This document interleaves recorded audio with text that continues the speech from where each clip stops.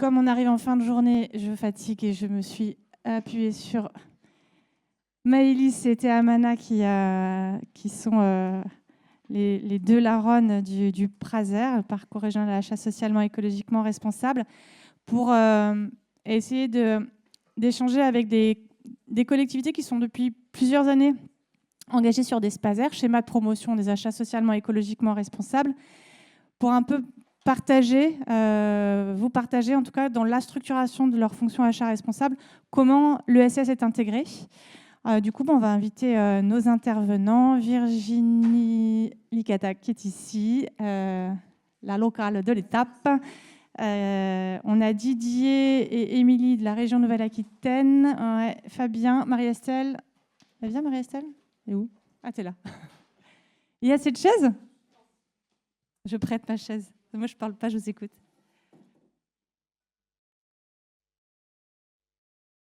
Ah. Alors, la voiture immatriculée GR.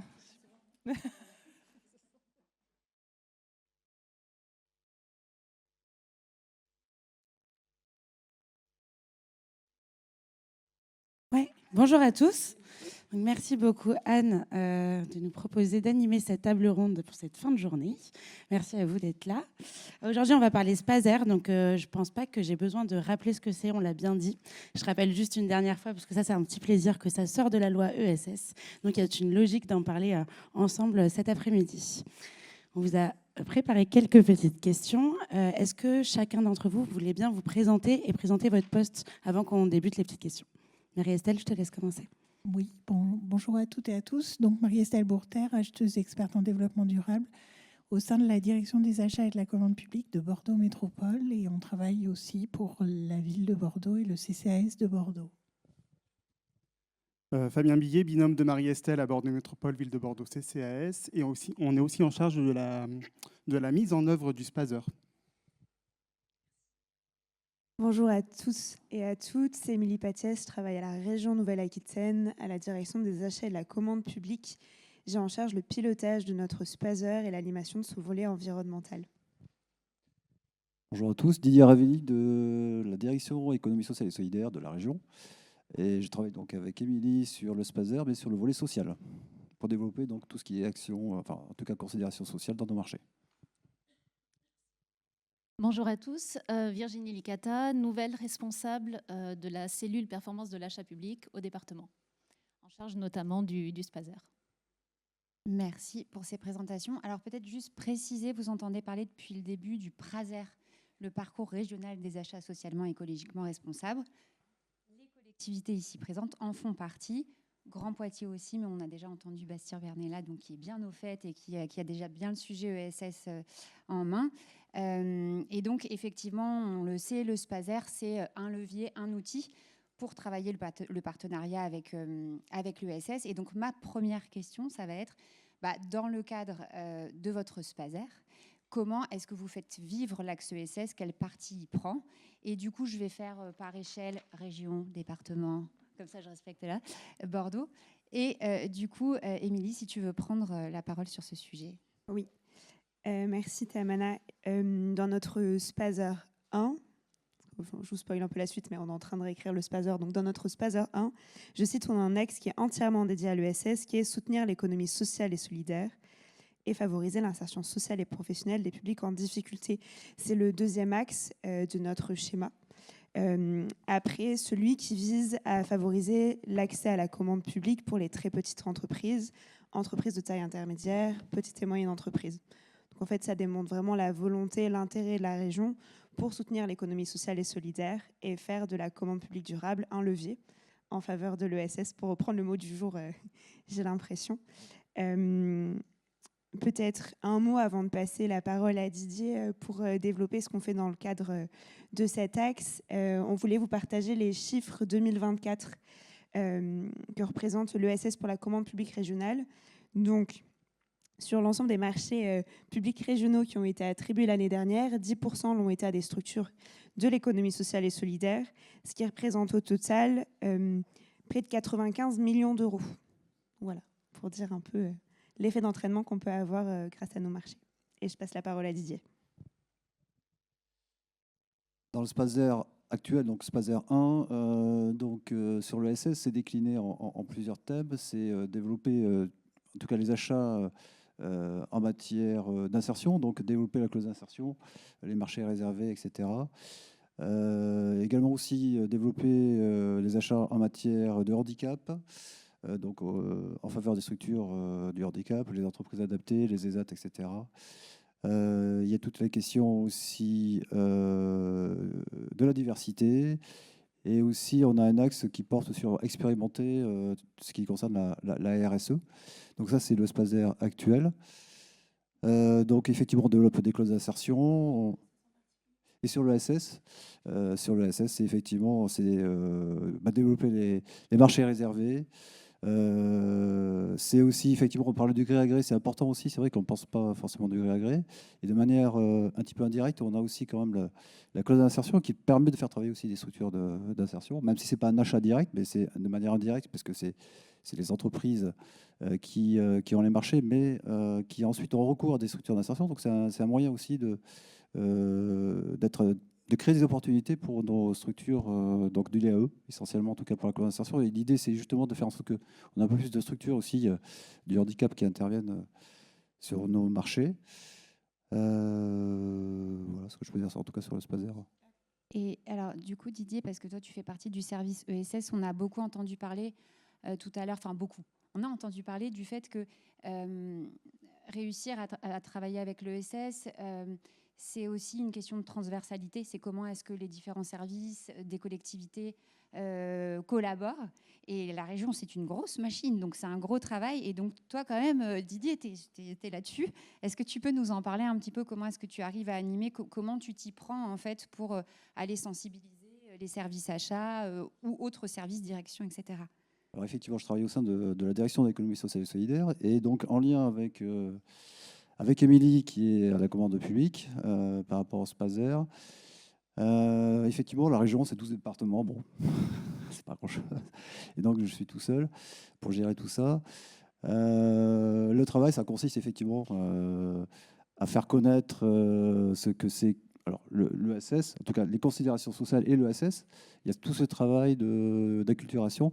Donc, alors effectivement, du service achat, en tout cas des conseillers marché aussi déjà, et toutes les directions, les différentes directions. Donc, on a des grosses directions, hein, transport. Alors, d'abord, direction de la construction immobilière qui s'occupe des lycées, mais qui connaît quand même, parce que du fait de la clause d'insertion, depuis des années, ça fait plus de 15 ans que on lance en tout cas, on fait des clauses d'insertion dans nos marchés.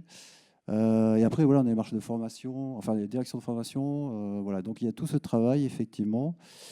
L'enjeu, c'est de faire connaître et de démystifier l'ESS. Parce que l'ESS, en tout cas les structures, que ce soit d'insertion du handicap et autres structures, ce n'est pas forcément que des espaces verts, ce n'est pas que, parce que c'est un peu l'image qu'on peut avoir du nettoyage, c'est montrer un peu la diversité, la richesse un peu de toutes les activités. La preuve avec Ripley, voilà, qui a inventé un nouveau métier quelque part aussi. Et voilà, donc il y a tellement de domaines dans lesquels les structures de l'ESS interviennent, même des fois dans des structures, enfin dans des domaines de pointe aussi. Hein. Voilà, donc c'est faire connaître tout ça. Et c'est le lien avec les partenaires aussi, ça c'est important aussi.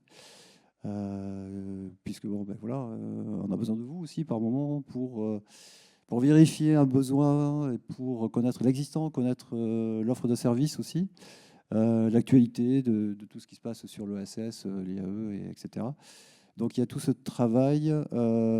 Et après aussi, par ailleurs aussi, alors, comme je travaille à l'ESS, je m'appuie aussi sur mes collègues qui sont chargés de mission, qui eux sont en lien avec les structures de l'ESS, puisque leur métier c'est d'apporter des aides, en tout cas des subventions. Donc voilà, il y a aussi cet apport également aussi.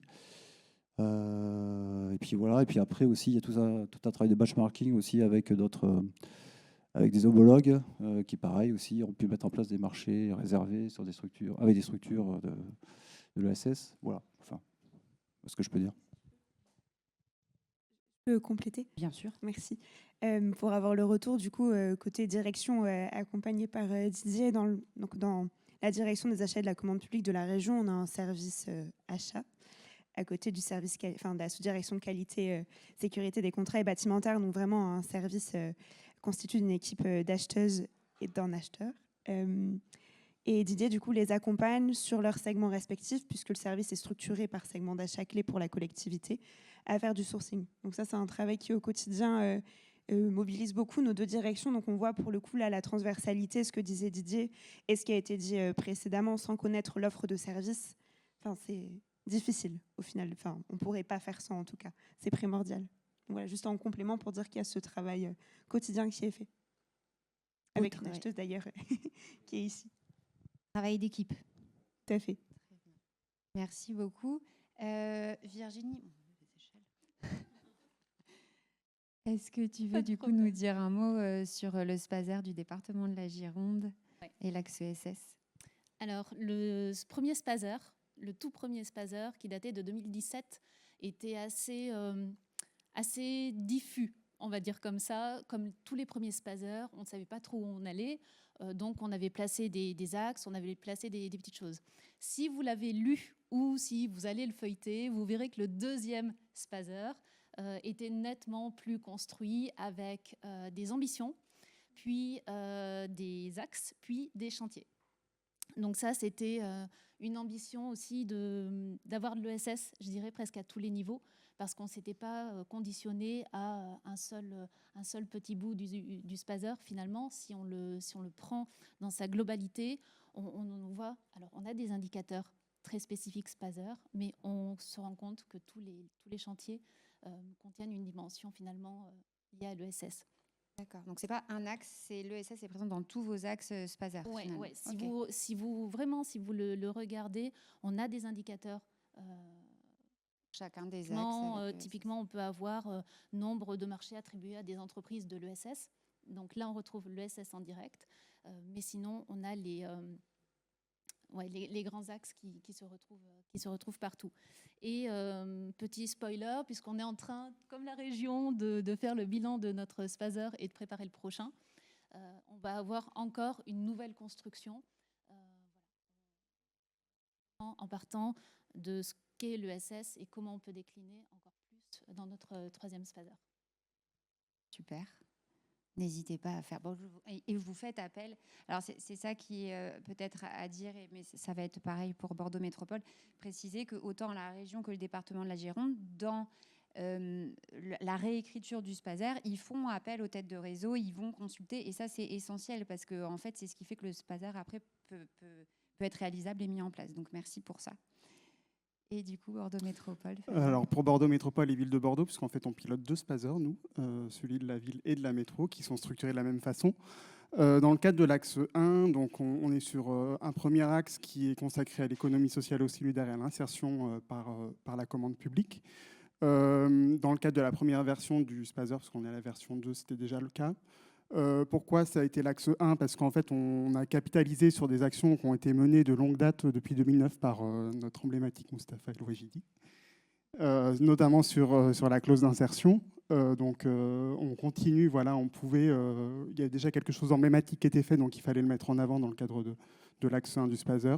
Ce qu'on vient mesurer après, derrière, c'est à la fois le nombre de contrats qu'on va contractualiser avec les entreprises de l'économie sociale et solidaire, mais aussi les montants qu'on va verser aux entreprises, puisqu'en fait, d'autant plus avec la jurisprudence, maintenant, on va tendance à contractualiser des montants maximum d'accords cadres qui sont un peu artificiels, donc il faut montrer ce qu'on reverse vraiment dans l'économie locale après, derrière. Sur 4 années, là, les chiffres, je les ai sortis hier pour Mousse, on est sur les deux structures, on a en gros 540 structures qui ont été bénéficiaires de marchés publics, sachant qu'à côté, on a aussi des marchés de gré à gré qui n'apparaissent pas dans le cadre de ces montants-là, et de ces marchés-là, pardon. Et après, en termes de montants, ça représente 84 millions d'euros qui sont reversés localement, on va dire globalement.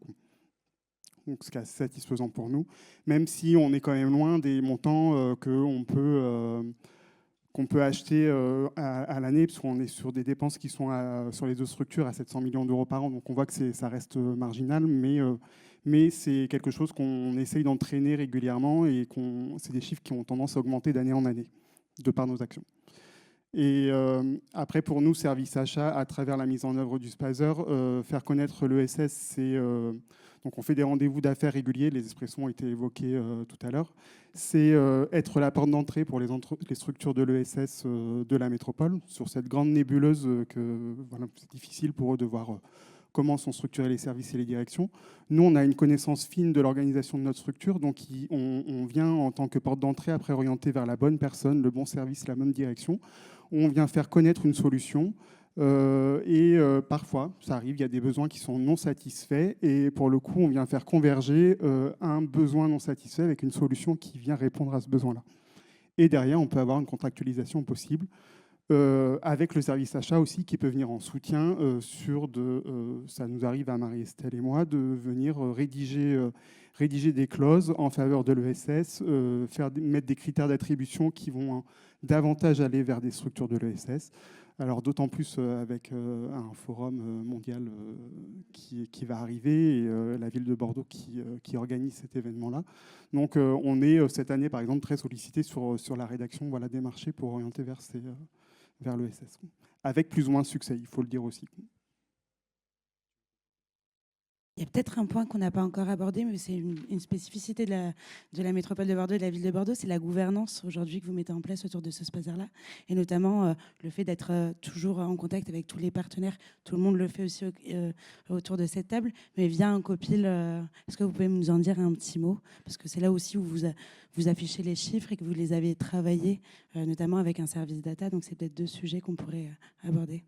Alors la gouvernance, c'est la nouvelle particularité du SPASER 2 par rapport au SPASER 1. On a souhaité avoir une gouvernance élargie, encore plus responsable, en associant en fait nos partenaires privilégiés, qui sont donc la CRES Nouvelle-Aquitaine, la CCI Bordeaux-Gironde, la Chambre des métiers de l'artisanat et French Tech Bordeaux, on a souhaité associer pleinement à notre décision d'achat public. Donc, ils ont le droit aussi de donner leur avis sur la politique achat de Bordeaux Métropole et de la ville de Bordeaux, de réorienter des actions si on voit que ça ne fonctionne pas complètement, à travers leur association au comité de pilotage qui a lieu tous les ans. Donc, le fait aussi de vous avoir mis la CRES et les autres partenaires dans la gouvernance, ça nous implique davantage et ça nous oblige davantage à mettre en œuvre les actions qu'on a affichées en partenariat avec ces organismes-là. Donc pour nous, ça contribue au succès de la mise en œuvre du SPASER. Et après, les évolutions réglementaires, le fait de devoir afficher aussi des indicateurs chiffrés et de devoir rendre compte régulièrement, ça fait partie de l'axe 6 du SPASER sur cette gouvernance élargie-là, de rendre compte annuellement.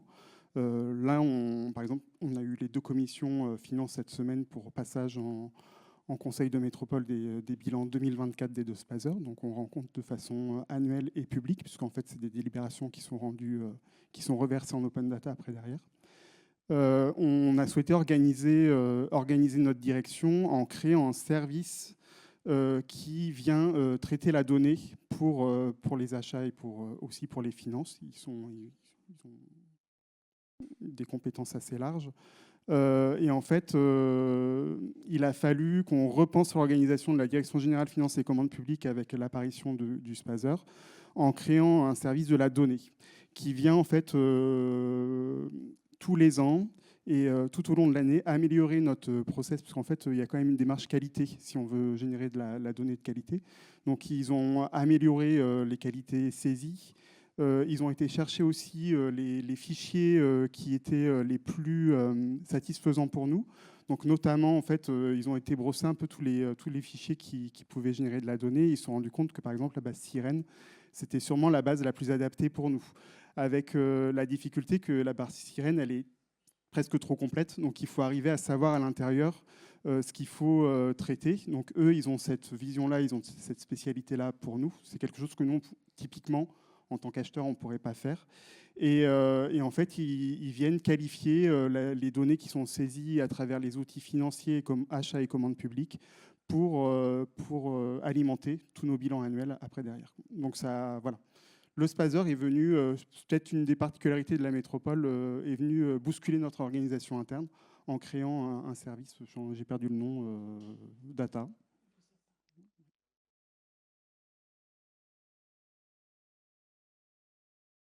Merci beaucoup. Je me tourne vers toi, Virginie, mais tout le monde pourra répondre à cette question. Alors, on parlait un petit peu de sourcing tout à l'heure et l'importance de cet outil-là. Aujourd'hui, comment ça s'explique au département? Comment vous sourcez? Quel est votre quotidien aujourd'hui pour faire ça? Alors, sourcing, tu C'est-à-dire entends comment- ouais. que pour le spazer ou sourcing de manière générale? De manière générale, quand vous voulez travailler avec des structures de l'économie sociale et solidaire, quelles sont vos méthodes? Comment vous allez rencontrer les structures de l'ESS du territoire? Ma collaboratrice qui est dans l'assistance a monté justement un marché avec votre aide l'année dernière. Je crois qu'il a été attribué un marché traiteur. Oui, c'était je l'année crois l'an dernière. dernier. Et effectivement, on se rend compte qu'aujourd'hui, si on veut travailler avec les acteurs de l'économie sociale et solidaire, il faut qu'on s'appuie sur nos têtes de réseau. Parce que nous, acheteurs, je pense qu'on a le même quotidien, Bordeaux Métropole et nous, les acheteurs, on n'est pas assez nombreux au regard du volume d'achat qu'on aurait à traiter si on voulait aller dans le détail de chaque dossier, etc. etc.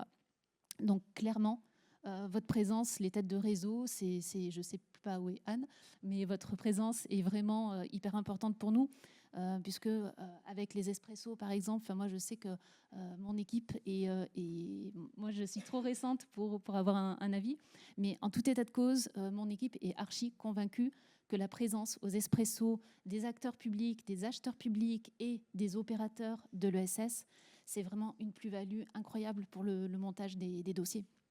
Parce que c'est le moment où on peut discuter des difficultés des acteurs de l'ESS à répondre à un marché, identifier les points qui pourraient poser problème si on partait sur un marché, je dirais, quelque part traditionnel. Si on reprend le marché traiteur, voilà, on s'est rendu compte qu'aujourd'hui, une structure de l'ESS qui voudrait répondre au marché traiteur, elle ne peut pas forcément mobiliser son personnel le week-end. Nous, on est sur le territoire du département, donc un territoire qui est quand même assez grand, sauf que les acteurs de l'ESS n'ont pas forcément les moyens de se déplacer. Donc voilà, c'est autant de points que vous nous avez aidés en fait, à mettre en lumière pour calibrer notre marché et faire en sorte que ce soit des acteurs de l'ESS qui soient retenus. Donc un grand merci, vraiment. Merci à vous parce que on travaille très très bien ensemble et du coup on échange très souvent. Et je ne sais pas si Adeline Guillon est là, mais vous avez aussi des facilitateurs, facilitatrices qui font un boulot de dingue, qui font eux aussi du sourcing du coup pour l'insertion. Et merci. Et c'est vrai que c'est aussi beaucoup finalement une question d'humain et on communique et on apprend à comprendre les fonctionnements les uns des autres. Et ça, c'est précieux en fait d'avoir des temps de réunion réguliers pour comprendre comment fonctionne l'un l'autre, qu'est-ce qu'on peut faire, pas faire. Et c'est ce que tu disais. Donc ça marche vraiment bien et c'est comme ça qu'on avance. Et l'ESS se forme aussi et s'adapte aussi. Et vous, pareil en fait. Donc, exactement. C'est vraiment je pense que c'est vraiment du gagnant-gagnant d'avoir cette proximité et ces échanges réguliers. Et puis, ce que tu disais, je crois, Émilie, c'est le maître mot, c'est peut-être finalement la transversalité, en fait. Pour que le sourcing y réussisse, c'est vraiment faire tomber un petit peu les barrières. Tout à l'heure, il a été dit que la commande publique n'était pas quelque chose de sexy. On est complètement d'accord. C'est même parfois épuisant. Mais au final, on a quand même l'humain aussi à cœur. Et c'est pour la partie achat, en tout cas, c'est ce qui est extrêmement intéressant, je trouve. Didier, oui, je vais nommer Carteco quand même, peut-être. Oui, et le marché de l'inclusion aussi qui aide beaucoup, notamment. Le marché de l'inclusion, qui sont des outils, alors qui sont des annuaires après qu'il faut effectivement recouper entre eux et auprès de vous aussi, hein, les têtes de réseau, parce que voilà, un annuaire reste un annuaire, mais après, il n'y a rien de mieux que de rencontrer en direct les structures, notamment par l'intermédiaire d'Espresso. On en a parlé beaucoup, mais c'est vrai que c'est le mieux. Voilà, donc il y a tous ces annuaires qui existent. Donc on a parlé de Carteco, alors pour les structures de l'économie sociale et solidaire, qui s'est étoffé, Carteco, sur plusieurs familles d'achat maintenant, que je ne saurais pas citer toutes. Mais, il y en a beaucoup, on a plus de 800 structures de l'ESS référencées sur cet outil. Donc ça référence les entreprises de l'ESS qui agissent pour la transition écologique. Donc ce n'est pas l'entièreté. C'est pour ça qu'on parle de cet outil comme un outil qui aide au sourcing, mais qui est complémentaire avec d'autres, notamment avec le marché de l'inclusion, par exemple. Alors, le marché de l'inclusion, c'est vrai que là, c'est au niveau national. Là aussi, Carteco aussi, pardon. Mais, là, c'est structure de l'inclusion, donc handicap et insertion. On peut faire du sourcing inversé, c'est intéressant. Et on peut aussi publier nos marchés également aussi.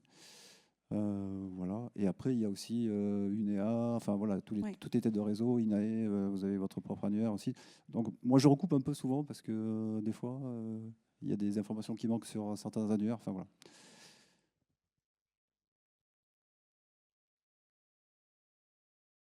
Il y a sourcing et veille permanente. Donc, veille permanente à travers la participation à Prazer et tous les espressos qui nous permettent de prendre connaissance des solutions, des prestations qui sont proposées par les différents opérateurs. Carteco qui permet, voilà, nous on a fait la publicité, on le relaie sur notre site internet interne. C'est un premier sourcing, un premier niveau de sourcing qui permet aux entreprises d'avoir connaissance aussi de solutions par rapport à leurs besoins. Et après, derrière, on peut aussi venir les intégrer dans un sourcing plus approfondi, de rendez-vous dans le cadre d'un sourcing plus élargi aussi avec des structures classiques du secteur économique. Et derrière, en fait, ça nous est arrivé notamment, par exemple, sur les marchés traiteurs de la centrale d'achat, d'avoir des lots qui vont être orientés plus vers l'ESS et d'autres plus vers des entreprises normales. Parce qu'on est sur des volumes tellement grands qu'il faut qu'on arrive aussi à brosser un peu tous les acteurs économiques. Et Didier l'a évoqué aussi, la planification des achats.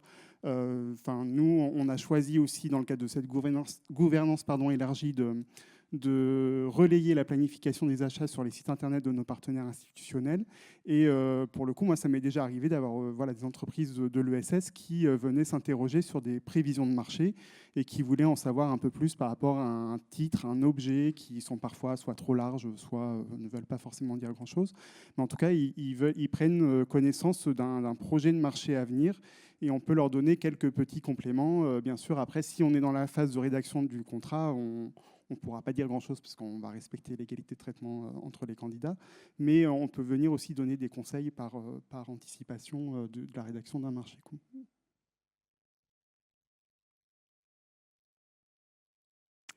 Merci.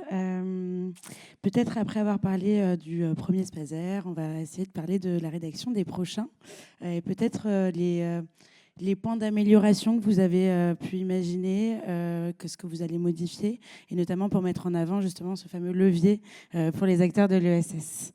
Je te laisse commencer, Émilie. Merci. Je rejoins tout à fait ce que tu disais par rapport au Spazer V1. Notre gros enjeu sur le second Spazer de la région, c'est d'améliorer sa lisibilité, le rendre plus pédagogique et renforcer les ambitions en fait, et les orientations.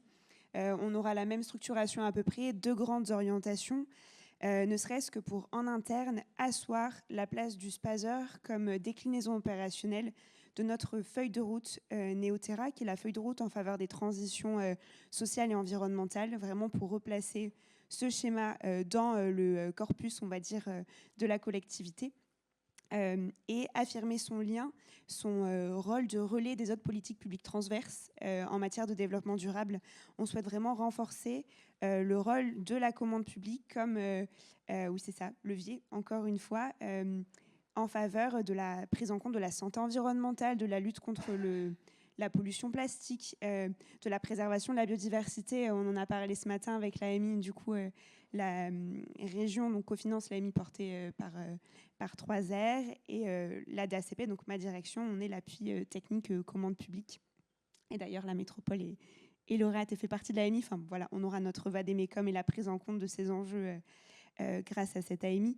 Mais voilà, le réel enjeu, ça a été ça, améliorer sa lisibilité, renforcer les ambitions,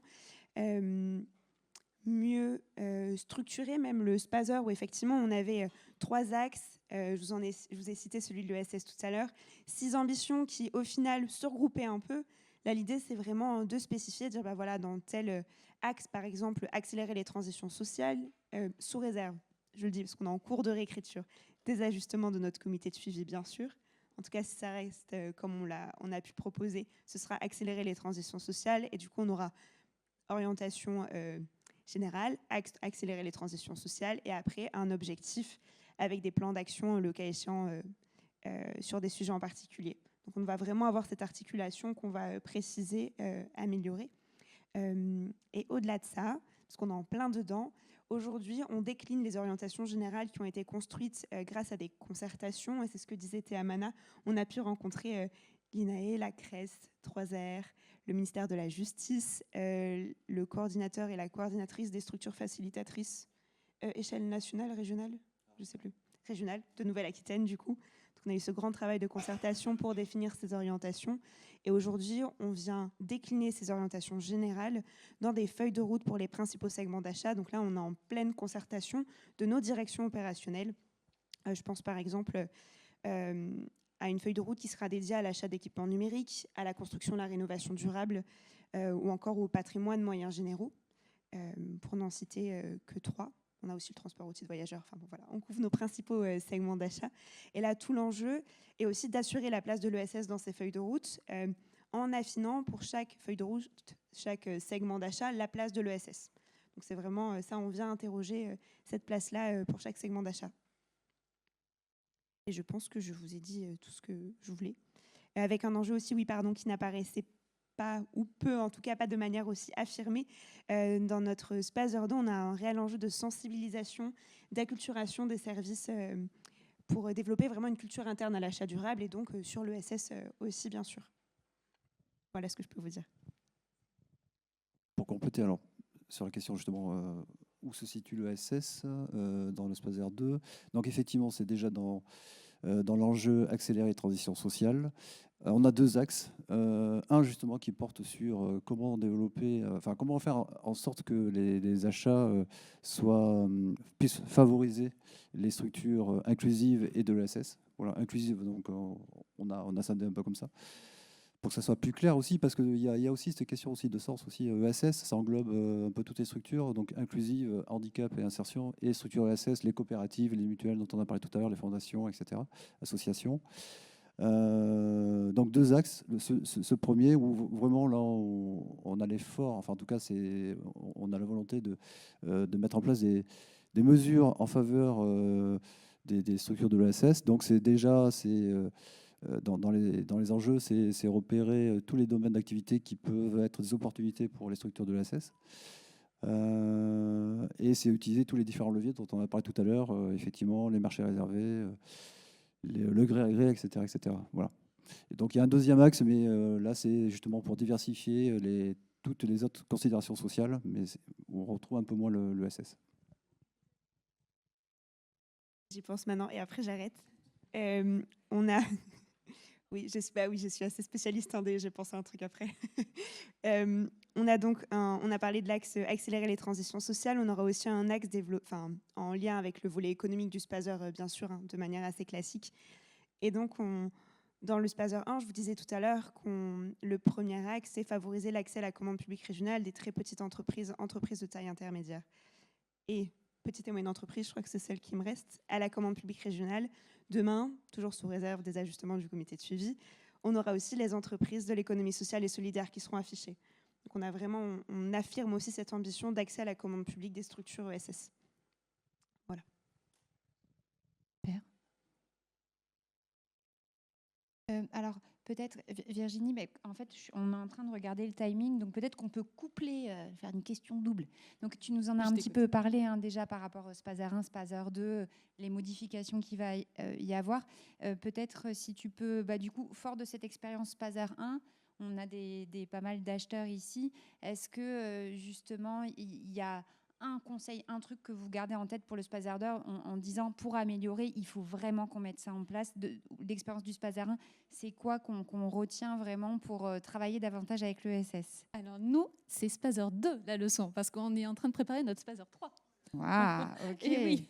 Ok, Spazer 3. Alors si vraiment, je crois que l'équipe et ma responsable seront d'accord avec moi, je crois que si vraiment vous voulez vous lancer dans un Spazer, soyez raisonnable vis-à-vis des indicateurs de mesure.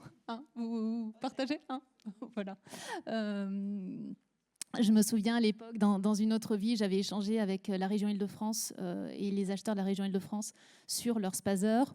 Et ils étaient hyper fiers. Je crois que leur Spazer a servi de modèle à beaucoup d'entre nous parce que c'était vraiment extrêmement ambitieux. Ils avaient été loin dans les choses. C'était passionnant. Sauf que 2 ans après, l'acheteur en question était au bout du rouleau en disant « Mon Dieu, faites pas comme nous. Ne suivez pas notre exemple. » Donc clairement, et Fabien, c'est ce que tu disais, je crois, il faut s'assurer de la disponibilité de la donnée et de l'exploitation de la donnée avant de faire valider votre spazer et les indicateurs. Parce que clairement, c'est source de réveil nocturne, je crois. Donc voilà, vraiment, vraiment, un conseil, c'est soyez raisonnable et vérifiez la faisabilité des choses auprès de vos collègues, auprès de votre institution. Mais allez-y parce que c'est extrêmement intéressant. Merci. Et du coup, Marie-Estelle, Fabien, si vous avez un mot aussi sur conseil et spazer 1, spazer 2, voilà. Pour le coup, je rejoins le département de la Gironde aussi sur pas avoir trop d'indicateurs, avoir des indicateurs qui soient raisonnables. Nous, sur la première version, sur le Spazer 2, là, en tout début, on a mis 2 ans à sortir nos indicateurs. Parce qu'en fait, ce qu'on pensait qu'il pouvait être généré automatiquement par les outils, notamment achat, en fait, on a eu une très très grosse déception parce que ce n'était pas du tout à la hauteur de ce qu'on espérait que ça allait générer comme chiffre. Et il a fallu tout faire, des retraitements manuels, avoir des nouvelles requêtes aussi derrière. Alors maintenant, c'est quasiment automatisé grâce au service de la performance de l'achat.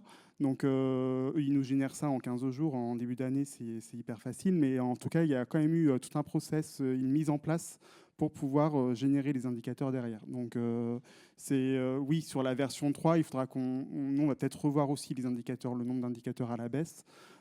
Aussi, on s'est rendu compte qu'on avait un certain nombre d'actions qui avaient tendance à se recouper.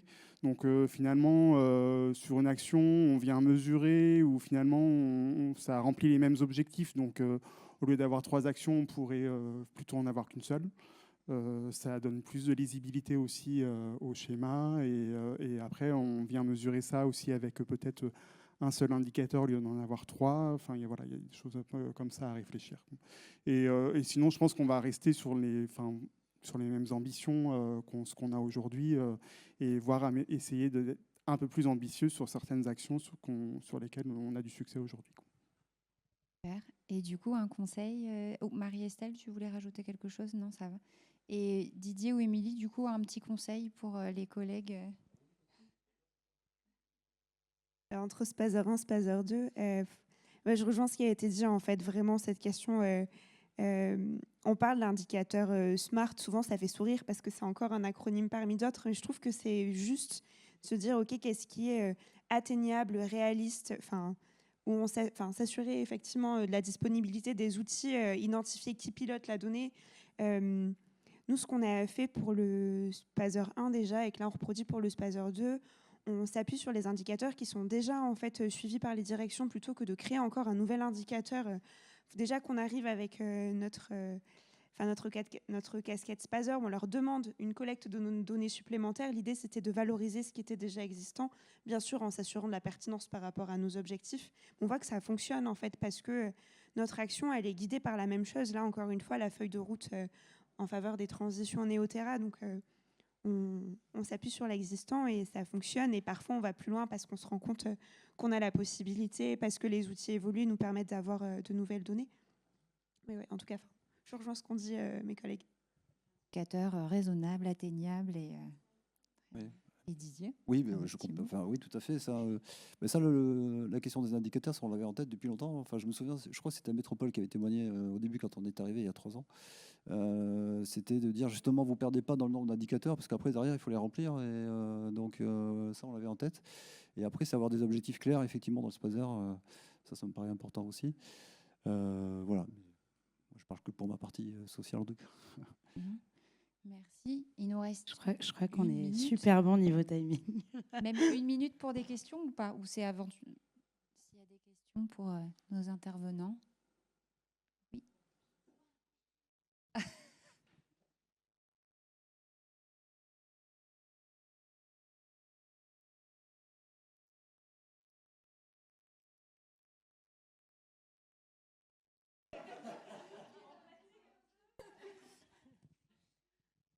Bonjour, Alexia Desperbasque, je suis chargée de mission Spazer au Conseil départemental des Landes.